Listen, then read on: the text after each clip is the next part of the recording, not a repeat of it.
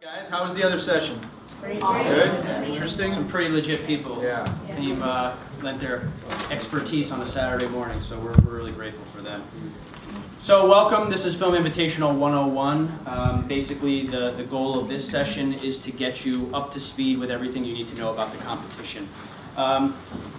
First thing is, the idea for this competition came from you.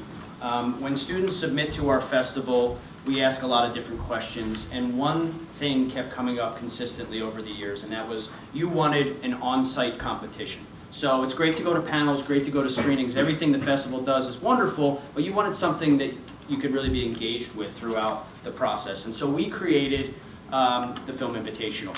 Now, it's based on the model of a 48-hour or 72-hour, 24-hour challenge kind of thing, but we saw a little bit of a flaw with those, particularly with our mission to help serious young filmmakers.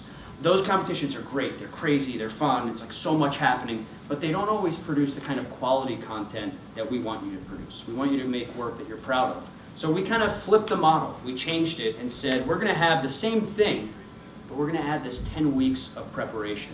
So the event that you're going to be taking part in is as real a production experience as you're gonna get. You're an independent filmmaker, and you are going to prepare as much as humanly possible, and then you're going to come to New York City and you're going to create a film in 3 days, because that's what the budget allows, that's what time allows. So that's basically the model and inspiration for the competition.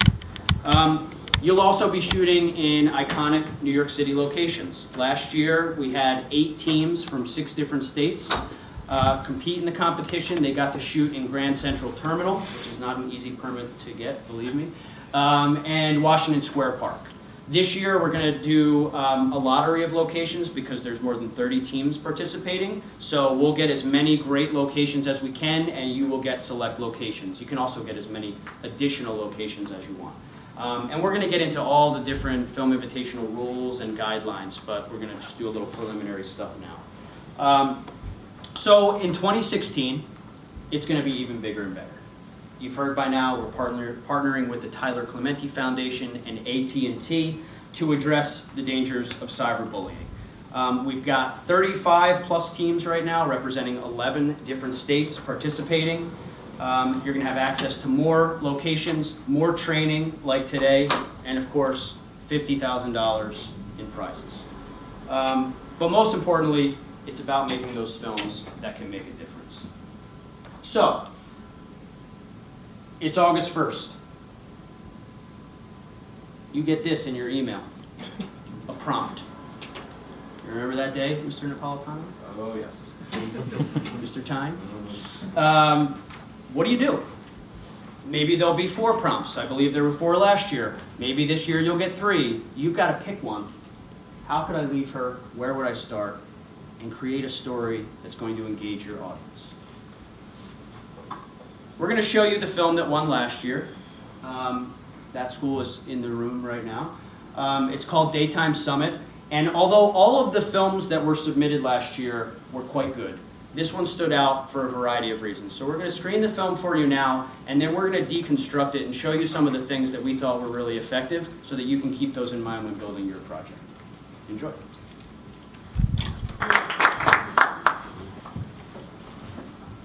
So, I just actually, every time I watch it, I notice something else. A whole new slide. So, the film does a lot of things well, and I think you can learn from them. One of the things in particular that immediately introduces itself is the use of exposition shots, which a lot of young filmmakers forget in their work. And it's a 3-tiered thing. They have the exterior shot, then they move into the iconic clock in Grand Central, and then a really great shot where the 2 central characters are introduced and they're framing that very clock that was shown in the previous shot. So you kind of exterior, interior, even more intimate interior shot to bring the audience into the scene. Obviously you want to orient your audience with where they are.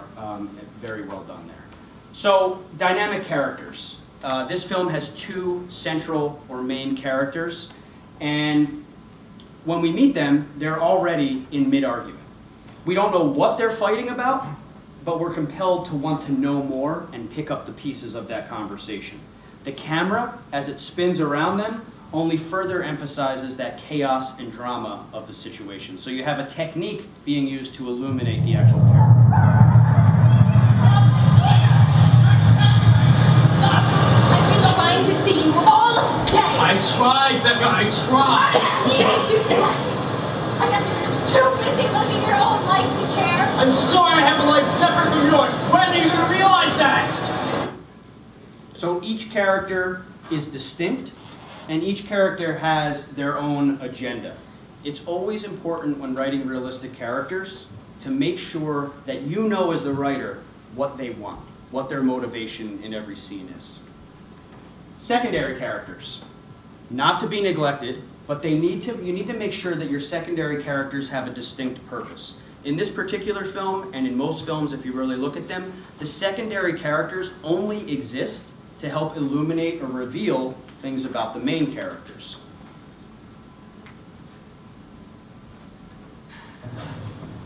Look, dude, I know you guys care about each other, but you both have to realize that life happens. Move on. No, but I can't just abandon her. Recognize that line? Life happens, move on. He says it at the beginning of the film, right? It's, even though the prompt was one thing, they've really established a theme that's running throughout. Life happens, move on, even though it's painful or we might not want it to. We really like Little Sister Penny. Brian's got a tough job. Give him a second. I just don't know what to do. Well, as your actual little sister, I am obligated to tell you that your future is just kind of important and should be your priority right now. But I can't just let it And you'd rather let yourself down? Well, at this point in your life, you need to start taking care of yourself and focusing on your passion. She's gonna have to do the same thing when the time comes. You're right. Of course that's right. Little sister knows best. So just make sure when writing your secondary characters into your script that they have a very clear purpose for why they're in the film. Depth of story and story arc. Every good film is going to have a basic 3-act structure: setup, conflict, and resolution.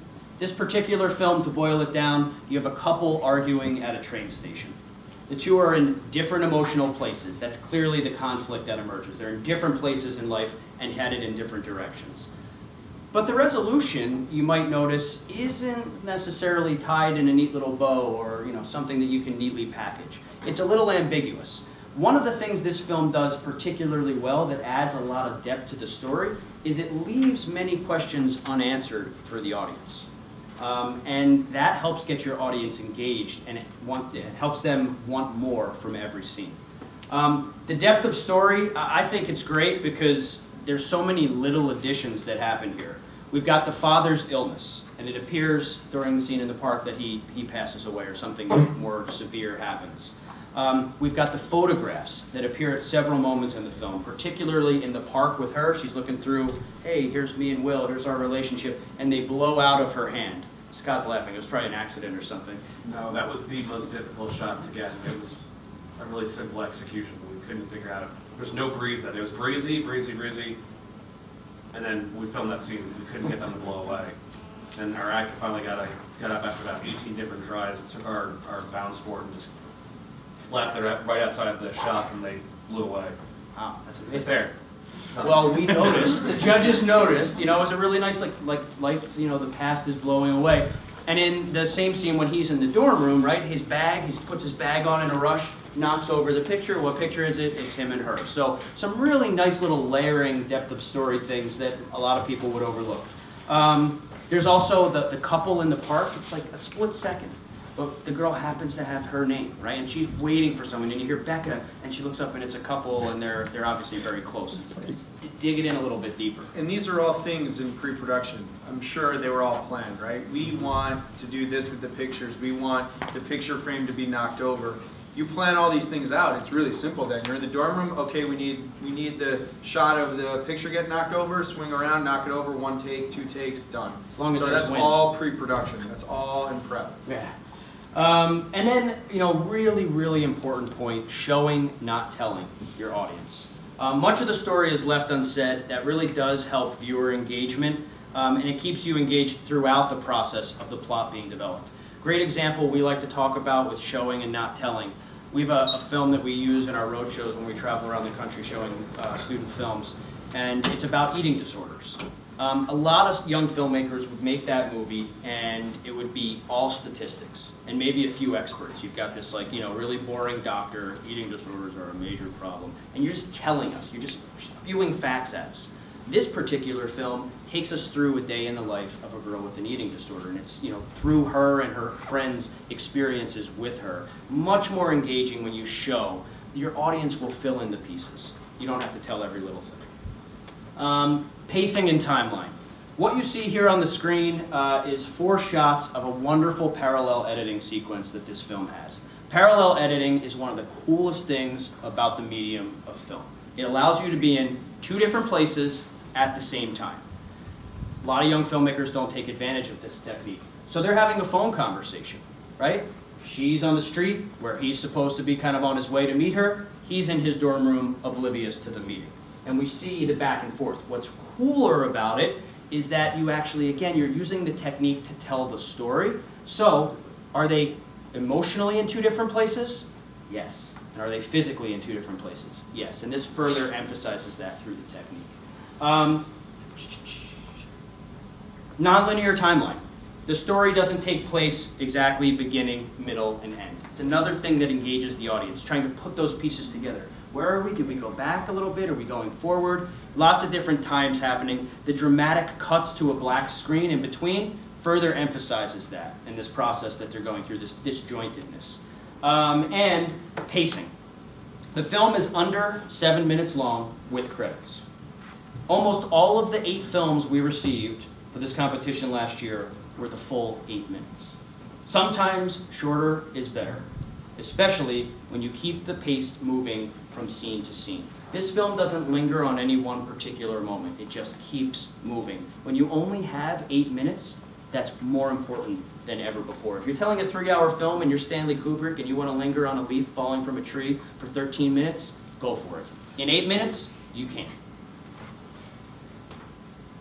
And some other stuff. The score.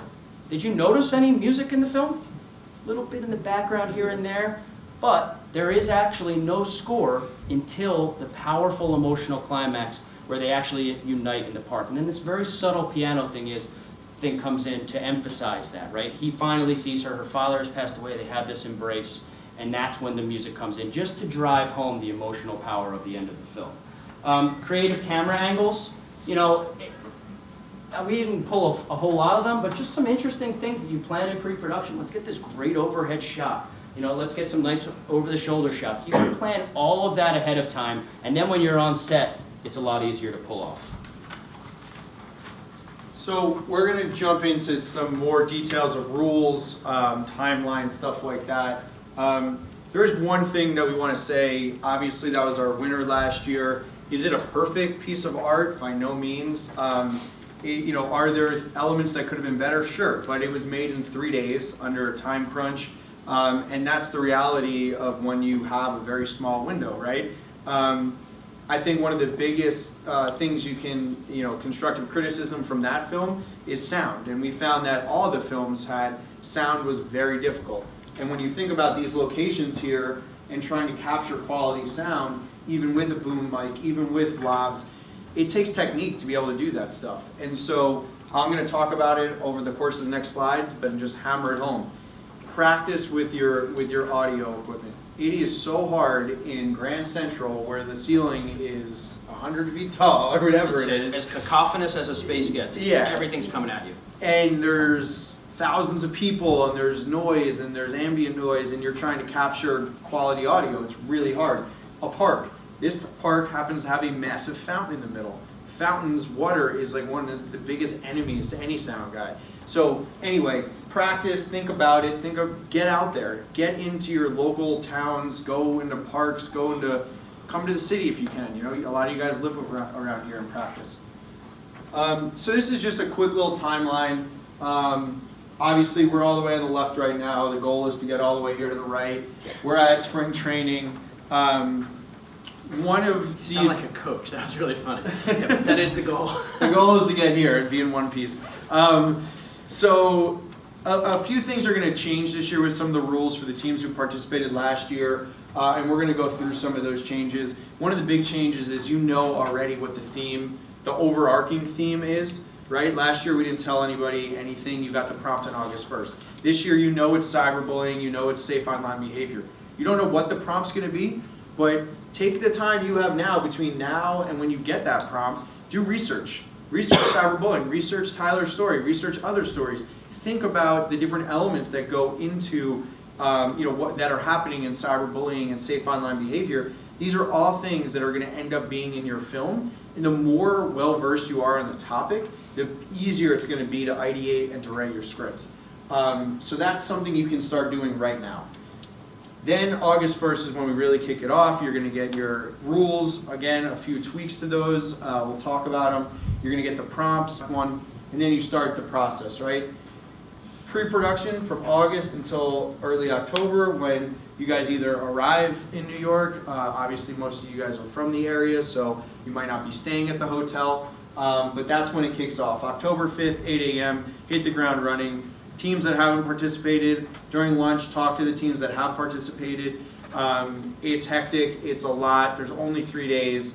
You gotta plan everything out. But you got the 5th, the 6th, and the 7th to shoot and edit. This year, we're gonna have a editing headquarters at the Millennium Broadway Hotel, taking over a whole floor of their ballroom space. Every team will be given a table, power, access, and you'll basically be able to set up your own little edit bay. It's going to be a little different than last year when you guys actually had like beautiful Big Mac screens. You're going to be responsible for bringing your own equipment this year. Apple is back as a partner. If you guys want to, they're offering fully loaded brand new MacBook Pros with their entire editing suite that you can borrow for the full 10 weeks from August all the way to October. If you're interested in that, have your teacher email Tom and we can facilitate that. Comes with training, also comes with at the actual competition, the Apple staff will be there to help you guys.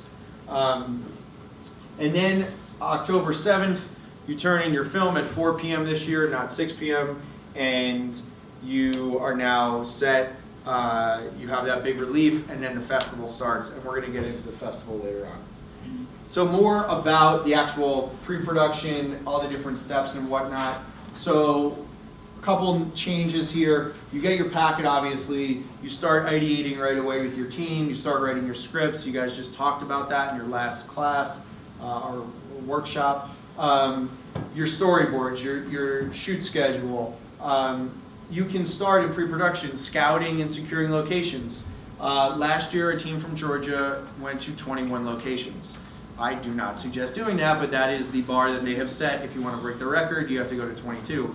I think they were a little excited. Yeah, I think they were for the first time. A little excited to take in New York. They're from rural Georgia. We got to go to their school this year. Actually, it was really interesting to take in that part of the country. But anyway, secure locations. You want a pizzeria. You need an office building. You need a loft. Who do you know? How can you get those locations? Start working on it, in the pre-production process. Organizing your crew. Who's going to have what role? Highly suggest that you do this ahead of time so you're not arguing about who's, rack focusing and who's doing all the different things. Securing equipment. All the equipment you guys have to have yourselves or rent or borrow. If you want something very specific, I would suggest figuring out how you're going to get that ahead of time. We'll go through a few things that are allowed and aren't allowed in a second. Some new things for this year, or we'll keep going. Acquiring actors. You guys are all going to do the casting this year. We suggest using Backstage.com. It's phenomenal. You put up your project, you say it's unpaid, it's a student project. The resumes and reels will flow in like crazy. You're going to be inundated and overwhelmed. Last year we had over 400 resumes and reels for like 25 spots. So you're going to get a lot of highly qualified, great people. We really suggest taking advantage of it, and it's free. Select and organize music. This is something new this year. You can do your music ahead of time. You can select tracks. You can get permission. That's another kind of more strict thing this year. You need written permission for everything. You need to release every location. We'll provide you with the form. You need to release any music, and we'll provide you a form as well. If you want to do an original score, you can do that ahead of time. Your title cards, you can do ahead of time. We're going to provide you with an animated logo this year, so you'll have that ahead of time. We're trying to reduce the amount of stuff you need to do in the edit, and therefore make your lives easier and you can focus more on your story. Again, wardrobe, props, rehearsing, all that stuff. But, oh, go back for 1 sec. No filming, editing, or any other actual production can happen during pre-production. You cannot do voiceovers, you cannot do B-roll, any of that stuff. Don't do it, you can't do it. We find out, you're disqualified. Next. Music, we just kind of talked about. The big thing is you must have written permission.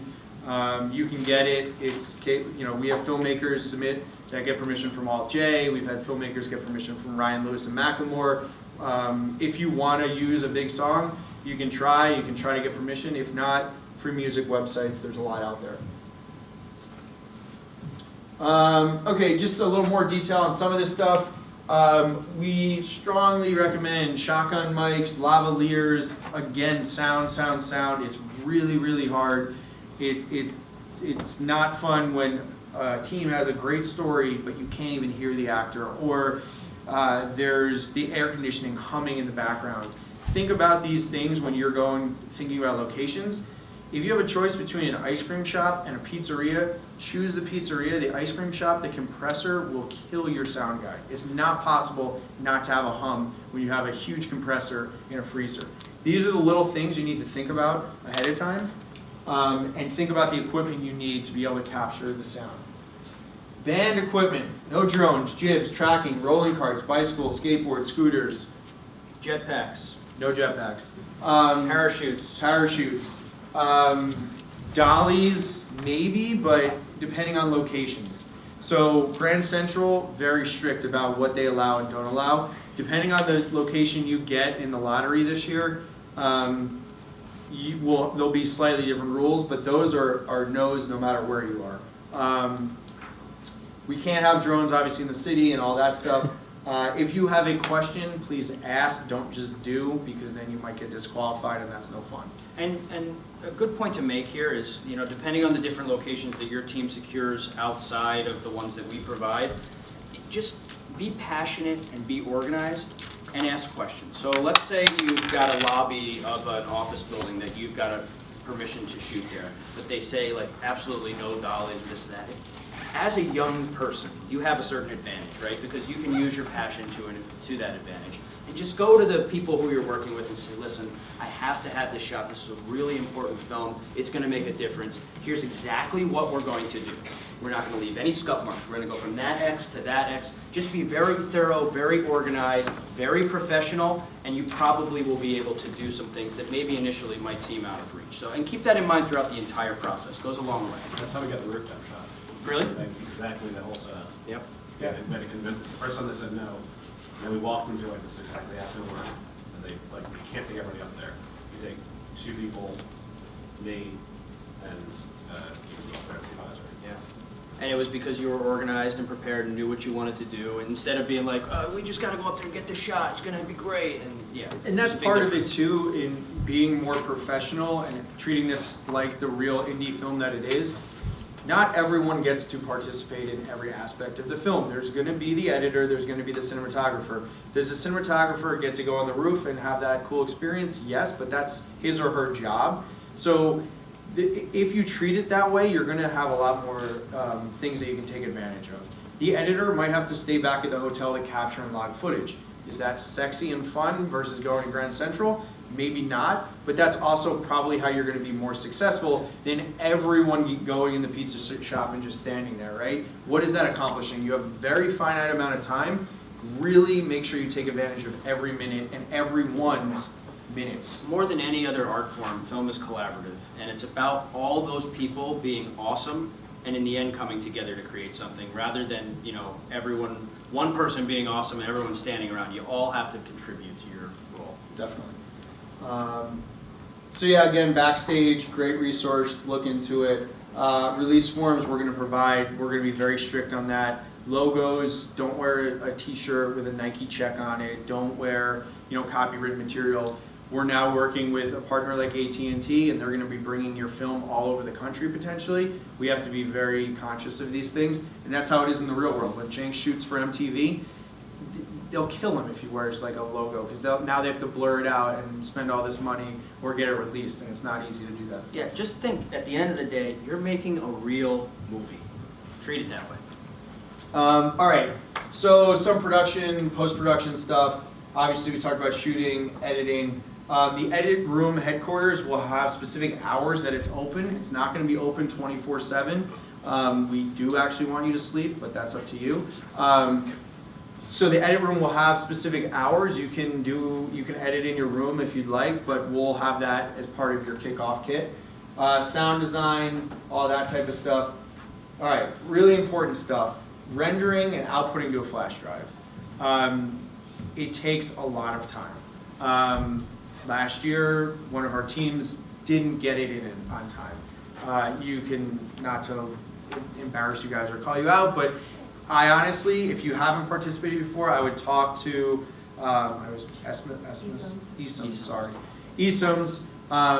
Probably actually not their fault. They had some technical stuff, but that happens. So, with all of that said, rendering and outputting takes a very long time. Depending on graphics and sound and a number of shots and all sorts of different elements, it takes a long time. Practice. It sounds completely insane, but literally practice. Think about these things, bless you. Think about these things, see how long it takes, and know that at noon, let's just say it takes 2 hours or whatever the number is, and you want to make sure you play it safe, and you say noon on Friday, we're hitting enter on the rendering and exporting process, no matter what. If the shot isn't perfect, the edit isn't perfect, we would rather you guys turn your film in than not turn your film in. And that's a great point too. Why not render and export a version of your film at noon? And then, hey, if it takes an hour and then at 2 o'clock, you maybe have a little bit better cut, be prepared for those kind of things. The other thing to keep in mind too, we know it's a competition, we know you want to win, and we want all of you to win, obviously. But if you have a version of your film, I mean, Hal's film is not perfect, it's not flawless. This is a quick on-the-fly thing. There are going to be some flaws. In the event that your film is chosen as this AT&T film that's going to tour the country and go to all these high schools, you'll be able to prepare a polished edit of the film. So that's, the version you hand in to us is the competition version, right? That's one thing. In the event that we, choose your film for this other thing, you'll get a chance to work with us and to work with professionals to make it, as good a version of what it is as you can. Yeah. The other thing I want to say to this is that we're going to have 35 plus teams this year. It's part of the learning experience. It's part of learning how to become a professional filmmaker. I guarantee that these ladies learned a ton last year about this, and I guarantee you they have done a ton of work on this, and it's not going to happen this year. But that's a lesson that they're going to take with them on every project, and in fact, I would argue that they probably got more out of last year than a lot of the other teams because of that issue. And at the moment, I'm sure it really sucked. But looking back on it as they grow and become professional filmmakers, it's going to really be something that they're going to look back on and be like, hey, we got a deadline, we got to make sure we get that deadline. So enough about that. Judging. All the films will be judged by a team consisting of us, myself and Tom, as well as industry professionals. We are not going to publish the list of the actual industry professionals that are judging your films. We don't want you guys tracking them down and being like, why didn't I win? You can point that abuse at us. We're not going to answer though. We pretty much have a strict no comment on judging policy. We're going to do the best we can. The professionals are going to do the best they can. The same way you're under a time crunch, we're under a time crunch. You turn it in on Friday, we have to have them judged by Sunday and run a festival at the same time. I think you can see, though, the level of depth we go in with the way that we deconstructed House Film. Obviously, we're going to notice the things that you do. We're looking for all of those things, and he's going to mention that in a second. And the professionals that are on they'll be just like the people here today, so you have an idea. Not necessarily these exact people, but people who are like legit industry people. And trust us, we watch thousands of high school films. Last year we had 1,400 films. This year we already have 1,300 films submitted at this point. The final deadline isn't until July. We're probably going to crack 2,000 this year. Tom and I watch every single one. So if there's two guys that have watched a lot of high school films, it's us, and we know what to look for. And yeah, so that's about judging, but the criteria, which is really important. Number one and number two, story and creativity. Story is by far number one. Story, story, story. I don't care if you shoot your film on an iPhone and they shoot on a Red. If your story is 400 times better than theirs might look beautiful, but I'm gonna go with yours. I mean, as long as it has a certain level of production value, and trust me, an iPhone shoots plenty high quality, we're gonna go with the story every time over production quality. And so keep that in mind. Your story is your number one. Creativity in telling that story, obviously important. This year, very important, adherence to the prompt. Obviously, it needs to address the prompt. And then the other things, development and pacing, really important, but definitely not number one. Cinematography, editing, production quality. Just to go back real quick to the pacing, and Tom talked about it, their film was actually, I think it ends up being 6 minutes. 6.5. Yeah, 6.5. We got films where we would get them, we'd put it in, it was like 10 minutes. We're like, well, the time limit's 8. And it was like a minute for pre-credits and a minute for post-credits, and they're like, so our film's 8 minutes, you can, it fits in the criteria. It doesn't make it better just because you use all of the time. In fact, it's a lot harder to use all the time. It's way easier. Look at some of the best films we've ever received, 2.25 minutes, Paradigm. They're on our website, they're on YouTube. They're 5 minutes, and they're so emotional and so powerful. So you don't have to use all 8 minutes if you don't want to. All right, mission accomplished. You guys survived the Film Invitational, you turned in your film. What's next? The All-American High School Film Festival then goes on. So you've got to the city, you've competed, you've turned your film in, it's 4 p.m. on Friday. Now, you have your All Access Pass, so you can hang out for the entire, you can purchase your All Access Pass. It's not part of the competition is free. You purchase your All Access Pass, so you're like, now I get to enjoy the rest of the weekend. We're a little changed this year. There's going to be an exclusive Film Invitational dinner for all the teams. It's probably, you turn it in at 4. We'll give you a few minutes to probably shower because you haven't showered in 3 days. That's what the clothespins are for, by the way. I don't know why no one said that. Yeah. So then at like 5:30ish, we're gonna have a dinner, and then at 9 to midnight again is the opening night party. If you fall asleep at it, that's cool. You haven't slept in 3 days, but it'll happen. The opening night party, we'll take pictures of you and host them. You finally go to bed Saturday, bright and early, 10 a.m., AMC, Times Square, the busiest movie theater in America, literally. We take over the top 2 floors and screen 500 to 600 of the best high school films from around the world. You're more than welcome to enter in that part of the competition. That's totally separate from the FI.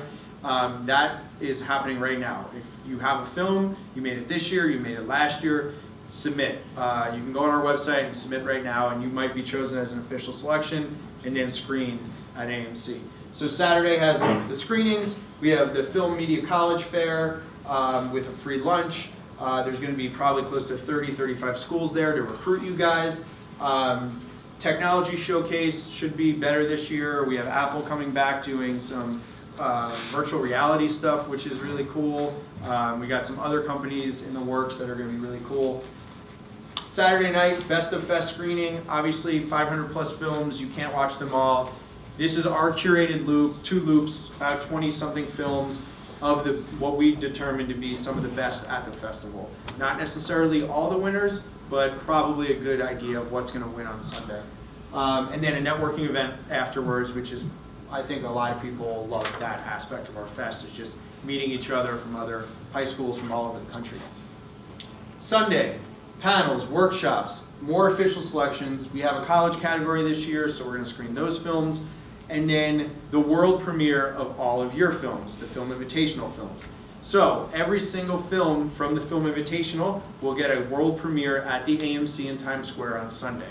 You can, A, not only get that awesome experience, B, you can watch everybody else's film, see how you measure up to all the competition, start talking about who you think might be in the final 8, all that type of stuff. A lot of fun happening there. So you get to see everyone's film, and then Sunday night, for those who were able to come to King's Theater last year for the Teen Indie Awards, our awards show, knows how nice it is It is literally the nicest theater I have ever been to. I think probably one of the nicest theaters that exist in the country. It was built in 1929. It just received a $100 million renovation. They literally hand painted the ceiling at this place. There's gold flake hand painted on the seats. It's insane. It's really, really nice. We take it over just for you guys, and it's awesome. You get this year we'll have the 40-foot red carpet step and repeat for everybody to walk down. I promise it'll be a little more organized this year. There'll be press there. With AT&T comes their whole PR team, and with their whole PR team comes even more press. So this year is going to be really cool. MTV News will definitely be back. We'll have a lot of other press outlets there. And then we get to go in and have the award show. We're giving out over $300,000 in prizes and scholarships for the general festival. And we're giving away $50,000 in prizes and scholarships just for the Film Invitational. That includes 25 grand in just pure cash. So it's going to be awesome. Remember, at the end of the day, yes, it's a competition and all of that, but have fun. It's honestly, the people who get to do it again this year, they'll tell you it's one of the coolest experiences you can have as a young filmmaker. And I don't just say that because it's the competition that I run. It's really cool, it's really unique, but have fun with it. Make sure you have fun. You're going to look back on this 10 years from now, and I want you to say, I had a lot of fun, and maybe you won also, but whatever. Anyone have any questions? That's Tom's kid. No. No, it's not. My kids are cute. Good looking kid. Questions? Anything at all? Last year, there were some policies on lights in certain locations. I guess because there's going to be more of it, it'll be kind of like situation to situation. It'll be situational based on the location. Obviously, the busier or more iconic it is. You know, parks are a little bit more flexible, but like Grand Central, because it's so busy, I mean, even to get those permits, they were like, during any rush hour, you're not coming in here. Yeah. And yeah, so like Grand Central was really strict about how many people could be in that spot at one time. If a location says you can only have 10 people, or 5 people, or whatever it is, you have to adhere to that, or they will have the cops kick you out. So you have to be really professional about that stuff. But situational, the nice thing is with AT&T, they have a lot of great relationships, so we should have a pretty cool pool of places, like corners in Times Square and things like that. And I think we're going to be releasing, there's going to be a pool and a lottery, and you'll find out on August 1st what you get.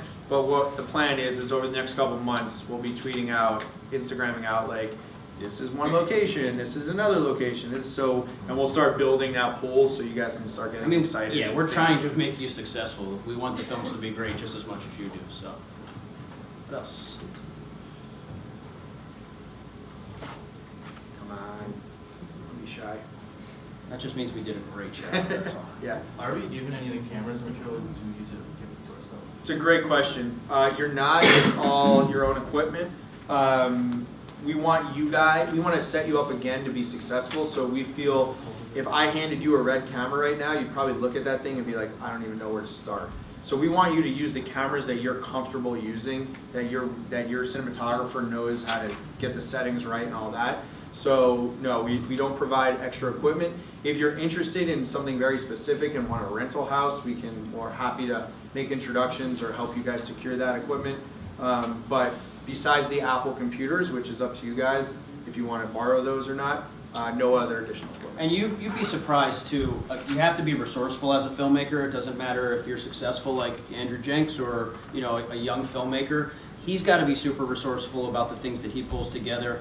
If there's equipment that you need and you don't have the funding for it, you can do fundraisers, right? You can go to your local coffee shop and say, hey, if we make you a little sizzle reel for your website, would you be able to put a jar out on the counter and help us raise money for this awesome competition we're doing? Those kind of things go a long way. Get your community to rally behind you. They do it for the football team. They should do it for the film production program as well. And then, it also doesn't matter. You don't need a red camera. You can shoot on your iPhone. Just make sure you do it horizontally. But we have all different kinds of levels of cameras, and yeah, there's a difference when you look at it, but that's why we value story the most.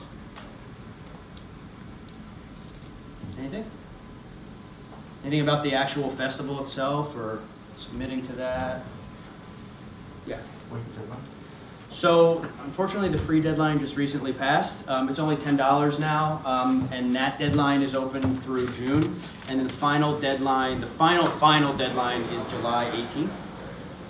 It's July 29th this year, but tickets, early bird special tickets will be on sale in the next week or two. So if you guys all know you're gonna be here and you wanna take advantage of that, they're gonna be a little cheaper. Another new thing this year, there'll be buses available. You can buy a bus pass for 25 bucks, private buses from the hotel, Millennium Broadway in Midtown, that goes directly to King's Theater, drops you off there, and then picks you up back up there and brings you back to the hotel if you're staying in the hotel. Or if you just happen to be in the city and you need to get to the King's Theater, you could take the bus, one way. But we're going to offer that just to make it a little easier on getting to the King's Theater. And we got a question in the last session, can local teams stay in the hotel if they want, just for convenience? You absolutely can. We understand that there's budgets you're working within and have to do what you have to do. You can stay at the hotel. I will tell you it's almost sold out already, especially for the Film Invitational, those 3 days before the fest. So get on it. You don't have to pay now. You can book it and then you pay when you arrive. We will have a few other hotels with the low rates that we have there. But if you want to stay at where the headquarters is for convenience, you would want to take advantage of that now. Just to piggyback off that, just for if there's any other advisors, or you talk to your advisors, we commuted up from Howell each day. 2 hours or so? It's an hour and a half if you're lucky. It's closer to 2 hours total. And there was nothing more terrifying than racing up there to try and get the flash drive dropped off for the deadline. I'm texting them like, I swear to God, the train is stuck here. Yeah. I made it to the hotel in pouring rain with about maybe 10 minutes to spare. So if you have the chance to get a hotel room in the city, do it. And so what are you doing to obviously every school district isn't just going to throw money at you. What are you doing to help make that work? We're trying to get in very early discussions with our supervisor. It's all it about helps coordinating. That you won, right? Yeah, well, it definitely helps. Yeah. But trying to coordinate with the district to kind of like bend the policy a little bit there, and we're looking at doing some fundraising to get the rooms locked in place. But I think after seeing my supervisor actually called me with like 10 minutes before I was supposed to be out the door. It's like, why haven't you left yet? Nice. Well, I'm waiting for them to give me the flash drive, and I literally ran out the door to my car, drove like 90 up the parkway to get to the train station. We don't encourage that kind of behavior. There's other very options too. But if you can't, if your school can't necessarily afford to be in the city, maybe they stay, I don't know, in Asbury Park, New Jersey, which is way closer than Howell or whatever it is. You stay outside the city, but you're only 40 minutes away instead of an hour and 40 minutes. There's different options. So just or you do what think creatively. East did, and you wake up at what time in the morning to get here every day? 4 in the morning? 3 in the morning? Yeah. You have to sacrifice for your art. Just be safe. Any other questions? Can everyone come up front? Can we pull that fun slide back up? We'll do a photo. Yeah, that's a good idea. Might as well look like we're having some fun. I am having fun. Well, any other questions first? We're going to be around all day. Brian and I are definitely the ones to ask. We run the competition, so can help. Can I just add on to like a fundraising comment? Yeah. Oh, please. So yeah. like what we do a lot is we go out to a lot of different businesses and offer like to make them a commercial or something like that. Or recently we did a wedding and like they paid a lot of money for like for your talents. 5-minute video. Yeah. It's really easy thing to do. So just a suggestion. Cool. That's awesome. And even if it doesn't seem like a lot of money, the more you do it adds up a lot. That's Just life, $100 right? bucks at a time. Yeah, you get there. $100. So cool. Cool. Everyone Come down. up front. Come down. Let's do a group photo. Chris, can you take one with my phone? Oh,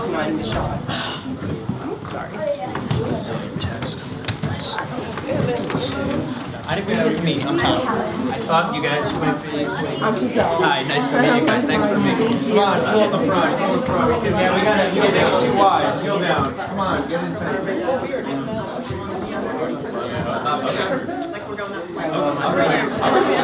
How's that? Decent? I stayed in there. Everyone smile.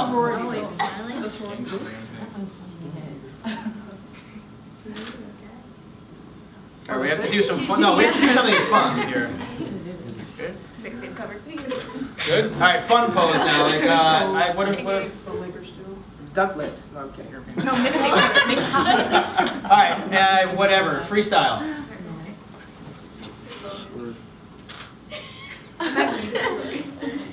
And hold. All right, thank you, everyone. Punch in the lounge. Punch in the lounge.